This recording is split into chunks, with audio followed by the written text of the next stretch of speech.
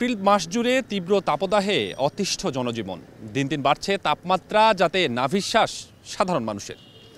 চলতি মৌসুমে সর্বোচ্চ তাপমাত্রা রেকর্ড করা হয়েছে যশোরে 43.8 ডিগ্রি সেলসিয়াস, যাতে সাধারণ মানুষের চলাচলে স্বাভাবিক গতি নেই। দর্শক, এই নিয়ে আমাদের কথার আজকের আয়োজন। আমন্ত্রণ জানাচ্ছি এটিএন নিউজের নিয়মিত আয়োজন আমাদের কথা অনুষ্ঠানে। আপনাদের সঙ্গে আছি আমি স্বপন আহমেদ।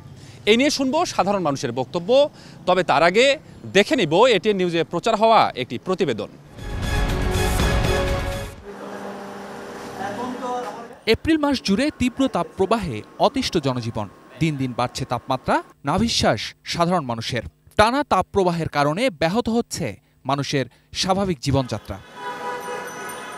চলতি মৌসুমে দেশের সর্বোচ্চ তাপমাত্রা রেকর্ড করা হয়েছে মঙ্গলবার।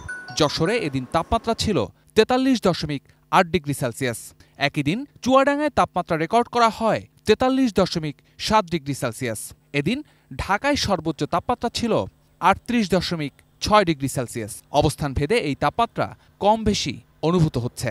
সর্বোচ্চ তাপমাত্রা অনেক বিভাগেই 40-এর উপরে আছে, সুতরাং এই তাপমাত্রা 40 থেকে 43.8 ডিগ্রি সেলসিয়াসের মধ্যে ওঠানামা করলেও আপনার কর্মকাণ্ড, আপনি কোথায় অবস্থান করছেন, আপনি কী ধরনের পোশাক পরিচ্ছদ করছেন, আপনি নারী না আপনি পুরুষ, এবং আপনার অ্যাক্টিভিটির উপরে এই তাপমাত্রার যে অনুভূতি তা কম বেশি হতে পারে। তবে আগামী বৃহস্পতিবার থেকে দেশের কিছু এলাকায় বৃষ্টিপাতের মধ্য দিয়ে তাপমাত্রা কিছুটা কমার সম্ভাবনা রয়েছে বলে জানান এই আবহাওয়াবিদ। সে ধারা কয়েকদিন অব্যাহত থেকে 7 মের পর তাপপ্রবাহ আবারও কিছুটা বাড়বে। হাইলি লোকালাইজ বজ্রঝড় যে কোনো জায়গায় তৈরি হওয়ার সম্ভাবনা তৈরি হয়েছে। তা আমরা আশা করি 2 তারিখ থেকে 7 তারিখের মধ্যে সারা দেশেই কোনো না কোনো জায়গায় বজ্রঝড় বৃষ্টি হবে। এপ্রিল মাস জুড়ে চলা তাপপ্রবাহকে নজিরবিহীন বলছেন এই আবহাওয়াবিদ। এর কারণ হিসেবে অবশ্য জলীয় বাষ্পের ঘনত্ব আর লু হাওয়াকে দায়ী করেন তিনি। এরিয়া কভারেজ হিসেবে এইবার এপ্রিল মাসটা সারা মাস জুড়েই তাপপ্রবাহের ব্যক্তিকাল ছিল।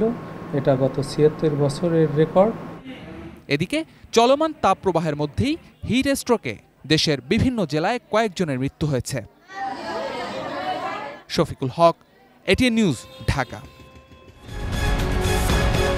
দর্শক, এ বিষয়ে একটি প্রতিবেদন দেখলাম।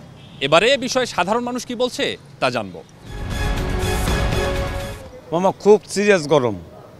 এই গরমের ভিতরে মনে করেন যে আমাদের কাজ করে খাওয়াটা বহুত খুব কষ্টের। প্রচুর গরম, জান পাচ্ছে না।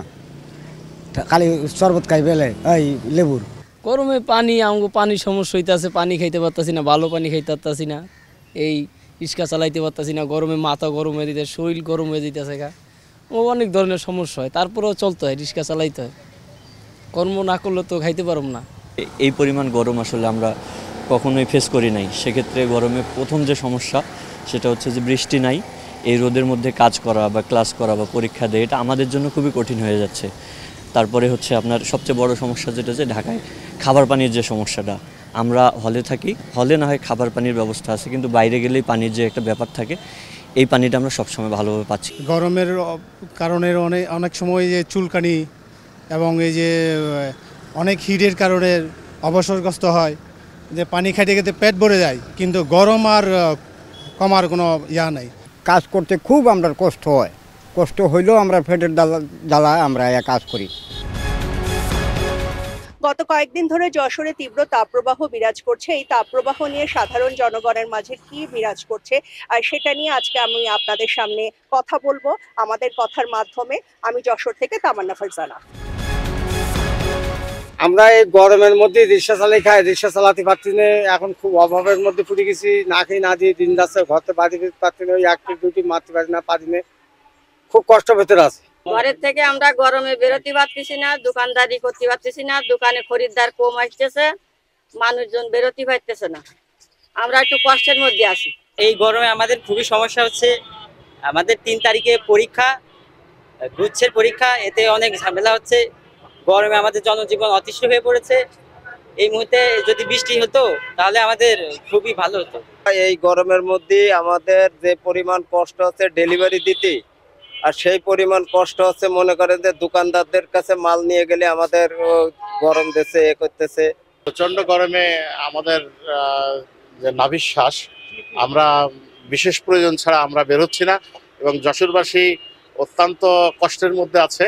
তীব্র গরমের কারণে আমাদের গাড়ি ঘোড়া ভালো চলছে না, গরমের কারণে যাত্রী বেরোচ্ছে না, আমাদের ইনকামের অবস্থা ভালো না।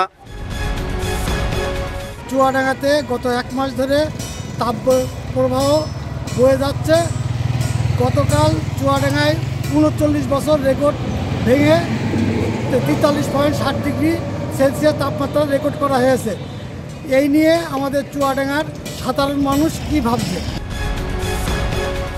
আমাদের কাছে মনে হয় যে এই গরমের মূল কারণ হচ্ছে যে এই জেলায় আমাদের নদী নালা খালবিল যেগুলো ছিল সেগুলো ক্রমেই শুকিয়ে আসছে এবং আমাদের যে পুকুরগুলো ছিল সেখানে ভরাট হয়ে এখানে বাড়িঘর তৈরি করা হচ্ছে এবং গাছপালা অত্যন্ত কম। এই কারণে এখানে প্রচণ্ড গরম পড়ছে। পরিবেশের ভারসাম্যহীনতার কারণে আমাদের তীব্র তাপ বেড়ে যাচ্ছে। যেমন আমাদের নদী নালাগুলো শুকিয়ে গেছে, খাল বিল সব ভরাট হয়ে যাচ্ছে এবং সেগুলোকে দিন দিন নষ্ট করা হচ্ছে এবং আমাদের যে ইটভাটাগুলো আছে সেখানে পর্যাপ্ত পরিমাণে কাঠ পোড়ানো হচ্ছে। কাঠ পোড়ানোর কারণে আমাদের পরিবেশ থেকে গাছপালা সব কেটে সেগুলোকে উজাড় করা হচ্ছে। প্রাকৃতিক যে বিপর্যয় চলতেছে, এই বিপর্যয়ে আসলে গভর্নমেন্ট যেখানে পর্যাপ্ত উদ্যোগ নিচ্ছে, যথেষ্ট বরাদ্দও দিচ্ছে বৃক্ষরোপণের ব্যাপারে, কিন্তু আসলে আমাদের দেশে বৃক্ষরোপণটা আমার কাছে মনে হচ্ছে যে ফটো সেশনের ভিতরে সীমাবদ্ধ থেকে যাচ্ছে। গাছ লাগাচ্ছে পর্যাপ্ত, ঠিক আছে, কিন্তু গাছের কোনো পরিচর্যার অভাবে পরবর্তীতে এই গাছগুলো আমাদের কি ছায়া দেবে কি, এই গাছগুলো পরবর্তীতে নিশ্চিহ্ন হয়ে যায়, ওগুলো খুঁজেও পাওয়া যায় না। আমাদের কথা অনুষ্ঠানে রাজশাহী থেকে স্বাগত জানাচ্ছি আমি বুলবুল হাবিব। প্রতিদিন সূর্যের উত্তাপ এত বেশি যে প্রতিদিন নতুন নতুন রেকর্ড তৈরি হচ্ছে।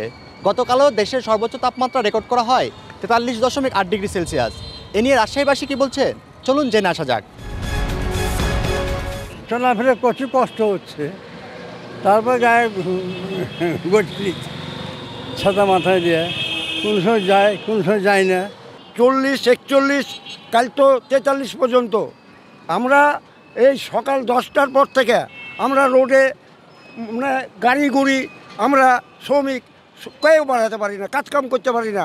এই মনে করেন যে চায়ের স্টল ছামা এই মনে করেন খুঁজে বেড়ায়।